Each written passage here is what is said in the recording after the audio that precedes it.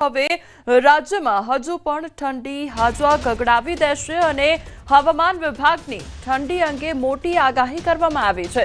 તો 2 દિવસમાં પારો 2 થી 3 ડિગ્રી સુધી ગગડશે તે પ્રકારનું અનુમાન લગાવવામાં આવ્યું છે। તો સપ્તાહમાં ધીરે ધીરે ઠંડીનું જોર વધતું જશે। પવનની દિશા ઉત્તર પૂર્વથી પૂર્વની થતા ઠંડીનો અનુભવ થઈ રહ્યો છે। તો મોટાભાગના જિલ્લામાં પારો 2 થી 3 ડિગ્રી ઘટી શકે છે। અમદાવાદમાં પણ વહેલી સવારે ઠંડીનો ચમકારો જોવા મળ્યો છે। તો વહેલી સવારે ઠંડા પવનને કારણે ગુલાબી ઠંડીનો અનુભવ થયો છે। મોટાભાગના જિલ્લાઓમાં તાપમાનનો પારો ગગડ્યો છે। તો ગાંધીનગરમાં સૌથી ઓછું લઘુત્તમ તાપમાન નોંધાયું છે। ગાંધીનગરમાં 14 ડિગ્રી જેટલું તાપમાન નોંધાયું છે। તો અમદાવાદ શહેરમાં 14.7 ડિગ્રી તાપમાન નોંધાયું છે। ડીસામાં 15.8 જ્યારે બરોડામાં 15.6 ડિગ્રી તાપમાન નોંધાયું છે। તો નલિયામાં 15.4 જ્યારે અમરેલીમાં 16 ડિગ્રી तापमान नोंधाયું છે। नवंबर से लेकर 13 नवंबर तक मौसम आमतौर पर शुष्क रहने का पूर्वानुमान है। हमारा जो रीजन है गुजरात स्टेट और यूनियन टेरिटरी दीव दमन दादरा नगर हवेली के लिए अभी जो न्यूनतम तापमान है अगले 2 दिन में 48 आवर में 2 से 3 डिग्री सेंटीग्रेड फॉल होने का पूर्वानुमान दिया गया है।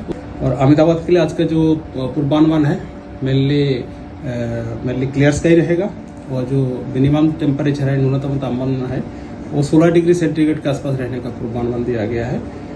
और जो तीसरा महीने के लिए कोई वार्निंग नहीं है। और पवन की दिशा हमारा पूरा क्षेत्रों में उत्तर पूर्व से पूर्व दिशा से है। બનાસકાંઠાના અમીરગઢમાં ખાતર માટે ખેડૂતો કતારમાં જોવા મળી રહ્યા છે। ત્યારે વહેલી સવારથી ડેપો બહાર ખેડૂતોની લાંબી કતાર જોવા મળી રહી છે। વાવેતર માટે ખાતરની જરૂર હોય છે અને ખાતર માટે ખેડૂતો કતારમાં ઊભા રહેવા માટે મજબૂર બન્યા છે। તો બટાટા તેમજ એરંડા રાયડો અને ઘઉં જેવા પાકો માટે મોટા પ્રમાણમાં ખાતરની જરૂરિયાત રહેતી હોય છે। ખેડૂતોની માંગણી છે કે અગાઉ જે પ્રમાણે ખાતરની વ્યવસ્થા કરવામાં આવી હતી તે પ્રમાણે જ વ્યવસ્થા કરી આપવામાં આવે। તો ખેડૂતોને અત્યારે કતારમાં ઊભા રહેવા માટે તે લોકો મજબૂર બન્યા છે। સંવાદદાતા કિશોર અમારી સાથે જોડાઈ ગયા છે। કિશોર, હવે ખેડૂતોની ખાતર માટે લાંબી કતારો જોવા મળી રહી છે। હાલ કયા પ્રકારની પરિસ્થિતિ છે ત્યાં આગળ? ચોક્કસથી કોમલ, ફરી એકવાર બનાસકાંઠા જિલ્લામાં યુરિયા ખાતરની અછત જોવા મળતી હોય તેવા દ્રશ્યો સામે આવી રહ્યા છે। અમીરગઢમાં યુરિયા ખાતરને લઈને વહેલી સવારથી જ ખેડૂતો લાઇનમાં જોવા મળી રહ્યા છે। ખાતરની જરૂરિયાતને લઈને વહેલી સવારથી જ ખાતરના ડેપો પર ખેડૂતોની મોટી એવી લાઈનો જોવા મળી રહી છે। સારો એવો વરસાદ થતા આ વખતે શિયાળુ સિઝનમાં જે વાવી હતી તેના માટે જે ખાતરની જરૂર છે તેને લઈને બટાકા એરંડા રાયડો અને ઘઉં જેવા પાકો માટે મોટા પ્રમાણમાં યુરિયા ખાતરની જરૂર હોવાથી ખેડૂતો વહેલી સવારથી જ અમીરગઢની બજારોમાં આવ્યા હતા અને ખાતરની અછત હોવાથી લાંબી લાઈનો પણ જોવા મળી હતી। ખેડૂતોની માંગ છે કે અગાઉ સરકારે જે પ્રમાણે ખાતરની વ્યવસ્થા કરી હતી તે પ્રમાણે જ આ વખતે ખાતરની વ્યવસ્થા કરવામાં આવે તો જે લાઈનો લાગી રહી છે તે લાઈનો ના લાગે। કોમલ, કિશોર, શું આ પ્રકારની જે અવ્યવસ્થા છે તે દર વખતે જોવા મળતી હોય છે? કારણ કે અત્યારે ખેડૂતો કમોસમી વરસાદના નુકસાનથી પારાવાર મુશ્કેલીમાં છે। હવે ખાતર પણ તે લોકોને પ્રાપ્ત નથી થઈ રહ્યું, એટલે શું આયોજનનો અભાવ દર વખતે આ પ્રમાણે જોવા મળતો હોય છે? ચોક્કસથી કોમલ, આ વખતે બનાસકાંઠા તેમજ થરાદ વાવ જિલ્લાની અંદર જે વિસ્તારો હતા તે વિસ્તારોમાં વધુ વરસાદ પડ્યો હતો અને ક્યાંક પૂર પણ આવ્યું હતું અને તે બાદ આ કમોસમી વરસાદ પડ્યો છે। આ ચોમાસા ખેડૂતોની બગડી હતી, પરંતુ શિયાળુ સિઝનમાં પોતાના જે પાક છે બટાકા એરંડા રાયડો ઘઉં જેવા પાકને બચાવવા માટે વહેલી સવારથી જ ખેડૂતો યુરિયા ખાતર માટે લાઈનો લગાવી રહ્યા છે અને બીજી તરફ યુરિયા ખાતરનો જથ્થો ઓછો હોવાથી ખેડૂતો પણ અત્યારે ચિંતિત બન્યા છે। અને આમ વહેલી સવારથી જ ખેડૂતો પોતાના ઘરેથી યુરિયા ખાતર લેવા માટે નીકળે છે અને ખાતર ન મળતા વિલા મુદ્દે પરત પણ ફરતા હોય છે। જી કિશોર, સમગ્ર માહિતી બદલ આપનો આભાર। શંકરભાઈ ચૌધરી વિરોધીઓ પર વરસ્યા છે। ખેડૂતોને સહાય મુદ્દે વિરોધીઓ પર પ્રહાર કરવામાં આવ્યા છે। સારું થાય તો કરો, ન થાય તો ચૂપ મરો તેવું કહેવામાં આવ્યું છે। મર્યાદાના કારણે ઘણી વખત હું નથી બોલતો, ખેડૂતોને લાભ મળતો હોય અને હેરાન કરશો તો હું ચૂપ નહીં બેસું તેવું કહેવામાં આવ્યું છે। પ્રજાના વિકાસ માટે લડવાનું બંધ કરો તેવું પણ શંકર ચૌધરી દ્વારા કહેવામાં આવ્યું છે। પહોંચવાની વ્યવસ્થા થશે। હવે આ પૈસા પહોંચે છે એમાં કોકને પાછી તકલીફો પડે છે। કોઈ કઈને એમ કહે છે કે આ દાડમના પૈસા નથી આવડવાના, બાવળિયાના ગણાઈ લેશે. એટલે આ બાવળિયા કોણે વાયા બાપા, બાવળિયા કોણ લાયું એ તો કોઈ પૂર્વજોને પૂછો તો પછી ધ્યાન ઉપર આવશે કે આ ધરતી ઉપર બાવળિયા નતા, બાવળિયા વાવવાનું કોણે કર્યું ને એ બહારથી બાવળિયા કોણ લાયું. બધું ખુલ્લી મત કેવડાવો, અમારી બધી મર્યાદા છે. અને અમારા ખેડૂતોને એવા ચોર માનો છો તમે કે જે બાવળિયા ઉગ્યા ને એના બદલે દાડમ સમજીને લઈ લેશે? પણ જેના શરીરની અંદર જ આખો પીળીઓ વાગતો હોય તો એને તો બધું પીળું જ દેખાય ને. મને મારા ખેડૂતોની પ્રમાણિકતા ઉપર ભરોસો છે, મને મારા ખેડૂતોના મહેનત ઉપર ભરોસો છે. એનું કંઈક સારું થાય તો કરો, ન થાય તો ચૂપ મરો. તમે કોઈને આપી ના આપો તો કાંઈ વાંધો નહીં, પણ કોકને બગાડવા માટેનું મારા ખેડૂતોની સામે પડવાનું ન કરશો. નહીંતર ન બોલવું પડે તો ક્યારેક ક્યારેક પણ મારે જવાબ આપવો પડશે. અને આ મર્યાદાઓ હોય છે, એના કારણે કરીને ક્યારેક હું નથી કહેતો હતો કે આપણે આપણી મર્યાદામાં પેલું વાત કરીને હું બહુ પેલું કરું, પણ તોય જો વગર કારણે અમારા ખેડૂતોને, પશુપાલકોને, આ વિસ્તારની પ્રજાને, આ વિસ્તારના લોકોને એને કઈ લાભ મળતો હોય એની વચ્ચે જો હેરાનગતિ કરશો તો ચૂપ હું નહીં બેસું. તમે જે બોલતા બાકીના જેને આવડતું એના કરતા અનેક ગણું બાકી બધું આવડે છે. જૂનાગઢમાં જીવના જોખમે ગિરનાર ચડતા યુવાનો પગથિયાના બદલે પર્વતના રસ્તે ચડતાનો વિડીયો સામે આવ્યો છે. 6 યુવાનો પર્વત પરથી ગિરનાર ચડતાનો વિડીયો સામે આવ્યો છે. તો આ બેદરકારીમાં જીવ પણ જઈ શકે છે. જો પગ લપસે તો પછી સીધા જંગલમાં ખાબકે તે પ્રકારની પરિસ્થિતિ સર્જાતી હોય છે. 2 દિવસ પહેલા જ વિડીયો અપલોડ કર્યો અને વિડીયો વાયરલ થતા વન વિભાગ દ્વારા તપાસ શરૂ કરવામાં આવી છે. આજે 6 યુવાનો છે તેમના દ્વારા પગથિયાના બદલે પર્વતનો જે રસ્તો છે તે અપનાવવામાં આવ્યો હતો અને તે પર્વતના રસ્તેથી ઉપર ચડી રહ્યા હતા, પરંતુ તેમનો જીવ જોખમમાં મૂકવામાં આવ્યો છે અને તે અંગેનો આ વિડીયો વાયરલ થયો છે. ત્યારબાદ હવે વન વિભાગ દ્વારા તપાસ શરૂ કરવામાં આવી છે.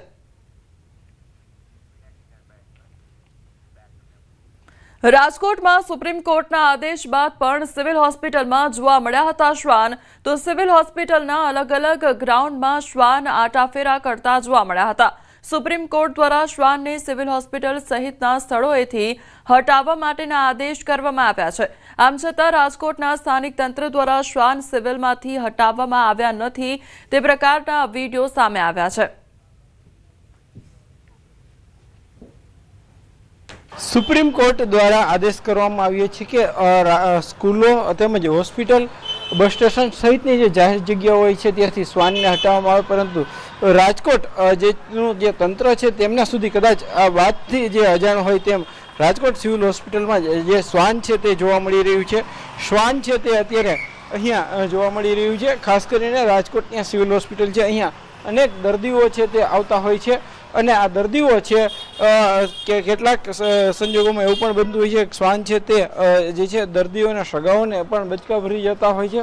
આ ઉપરાંત અહીંયા જે છે એ શ્વાન જોવા મળી રહ્યું છે. ત્યારે ખાસ કરીને જે સુપ્રીમ કોર્ટ દ્વારા જે આદેશ આપવામાં આવ્યો હતો તે ક્યાંક હજુ રાજકોટના તંત્ર જે છે તે તેમના દ્વારા હજી તેમના પર કાર્યવાહી કરવામાં નથી આવી રહી ને એટલા માટે જ રાજકોટની સિવિલ હોસ્પિટલ છે અહીંયા જે છે એ શ્વાન જોવા મળી રહ્યું છે.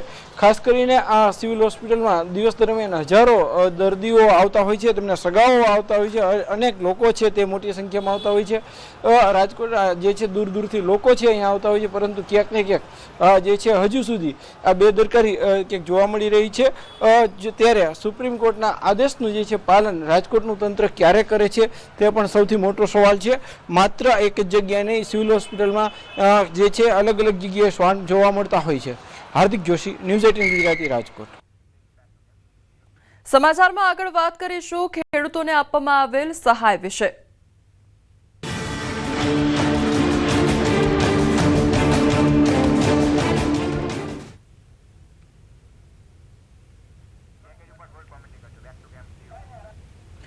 તો એક તરફ ખેડૂતોને પાક નુકસાન સહન કરવાનો વારો આવ્યો હતો અને સતત કમોસમી વરસાદ ખાબકવાને કારણે તે લોકોને પારાવાર નુકસાની વેઠવાનો વારો આવ્યો હતો. ત્યારે રાજ્યના ખેડૂતો પર હવે રાહતનો વરસાદ થયો છે. રાજ્યના ખેડૂતોને હવે રાહત પ્રાપ્ત થઈ છે. તો રાજ્યના ખેડૂતોને 10,000 કરોડની રાહત પ્રાપ્ત થઈ છે. તો ખેડૂતો માટે સરકારનું ઐતિહાસિક સહાય પેકેજ જાહેર કરવામાં આવ્યું છે. 2 હેક્ટરની મર્યાદામાં પ્રતિ હેક્ટર ₹22,000ની રાહત આપવામાં આવશે તો 16,000થી વધુ ગામો અને 42 લાખ હેક્ટરના વાવેતરને નુકસાન સર્જાયું છે તો આવતીકાલથી શરૂ થશે આ ટેકાના ભાવે ખરીદી તો આવતીકાલથી જે ટેકાના ભાવે ખરીદી છે તે પણ શરૂ કરવામાં આવશે। કમોસમી વરસાદને લઈ સરકારે જાહેર કરેલા પેકેજથી ખેડૂતો નાખુશ જોવા મળી રહ્યા છે। દક્ષિણ ગુજરાતના ખેડૂતોનું કહેવું છે કે સરકારે ઐતિહાસિક 10,000 કરોડનું પેકેજ જાહેર તો કર્યું છતાં આ પેકેજથી ખેડૂતોને કોઈ ફાયદો નહીં થાય। 22,000ના વળતર સામે ખેડૂતોએ 50,000નો ખર્ચો કર્યો છે। આમાં ફાયદો ક્યાં થઈ રહ્યો છે તે પ્રકારના સવાલો ખેડૂતો કરી રહ્યા છે। કમોસમી વરસાદને લઈ દક્ષિણ ગુજરાત સહિત ગુજરાતના ખેડૂતોને વ્યાપક પ્રમાણમાં નુકસાન થયું છે ત્યારે ટૂંક સમયમાં જે રાહત પેકેજની જાહેરાત કરવાની હતી ગઈકાલે મોડી સાંજે સરકારે રાહત પેકેજની જાહેરાત કરી છે ત્યારે ઘણા બધા ખેડૂતો છે આપણે ખેડૂતો સાથે વાત કરીએ આ પેકેજને લઈ તેમનું શું કહેવું છે ખાસ કરીને દક્ષિણ ગુજરાતમાં ખેડૂત સમાજના આગેવાન રમેશભાઈ છે। રમેશભાઈ શું કહેશો જાહેરાત કરી છે સરકારે રાહત પેકેજની કેટલા સંતુષ્ટ? મને તો એવું લાગે કે આ જાહેરાત જોઈને આખા વિશ્વમાં એવું લાગે કે ખેડૂતોને ભારતના અને ગુજરાતના ખેડૂતોને માલામાલ કરી દીધા। ઐતિહાસિક એમ કે આ પેકેજ છે એટલે મારા ભાઈ ઐતિહાસિકની આ દેશમાં આ ખેડૂત પ્રધાન દેશમાં ખેડૂતો બરબાદ થઈ ગયા। 10,000 કરોડ રૂપિયા જાહેરાત કરી છે આવકારી છે બરાબર છે। તમને લોકોને બધાને મંત્રીઓને એવું લાગશે કે 10,000 કરોડ રૂપિયા ખેડૂતોને આપ્યા એટલે બહુ મોટી વાત છે। હવે મારા ભાઈ હું તમને એ કહેવા માગું છું ખેડૂતોને જે નુકસાન છે પારંવાર નુકસાન થયું છે 10,000 કરોડ નહીં 50,000 કરોડ રૂપિયા આપે તો બી ખેડૂતની ભરપાઈ થાય એવી નથી।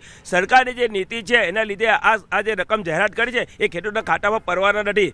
એક ખેડૂતના કદાચ જે મળશે ને તો 10 કે 15 કે 20,000થી વધુ રકમ આ ખેડૂતના ખાતામાં પડવાની નથી। નાના ખેડૂતો મોટા ખેડૂતો જે પરિવાર સાથે રહે છે એક જમીન લગભગ 20-25 વીઘાની 2-4 હેક્ટરની જોઈન્ટ આવેલી છે। હવે એમાં 10 ભાગ હોય છે ખેડૂતોના ક્રાઇટેરિયામાં ખાલી એક ખેડૂતને મળશે બાકીના 5 ખેડૂતોને ભરવાનું નથી એટલે આ રકમ ખેડૂતોને ભરવાની નથી। તમે જ્યાં સર્વે કરજો આ જે રકમ જાહેર થઈ ગયા પછી 15 દિવસ મહિના પછી ભાઈ કયા ગામમાં કેટલા ખેડૂતોને ભર્યું છે તો ખબર પડશે કે આ રકમ ખરેખર યોગ્ય છે। જેને આગોતરા વરસાદ જે માવઠા થયા છે તેમાં બી ડાંગરને અતિશય નુકસાન થયું છે અને એને મશીન વાટે કે મજૂર વાટે ડાંગરની કપામણી કરીને મંડળીઓમાં નાખ્યું છે જ્યાં એને ગ્રેડિંગ મળ્યા છે 3 એટલે 3 ગ્રેડિંગ એટલે ફક્ત ₹250 225થી 250 સુધી જ એને એક મળે એની કિંમત મળવાની છે તો તેને સરકાર તરફથી કોઈ સહાય છે નથી। 10,000 કરોડનું પેકેજ છે તો ખેડૂતો અને ખેડૂતોની સાથે જે અંદર સાતબાર મુજબ આપણે જે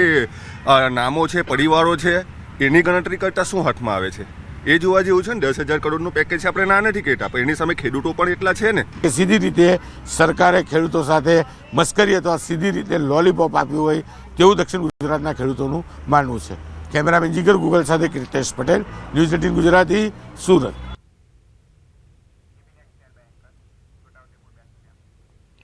છોટાઉદેપુરના સાંસદ જશુભાઈ રાઠવાએ ખેડૂત સહાય અંગે પ્રતિક્રિયા આપી છે। સાંસદે મુખ્યમંત્રીનો આભાર માનતા કહ્યું સરકાર હંમેશા ખેડૂતોના પડખે રહી છે અને આગળ પણ રહેશે। ખેડૂતોની વારે આવવા માટે આભાર પણ વ્યક્ત કરવામાં આવ્યો છે।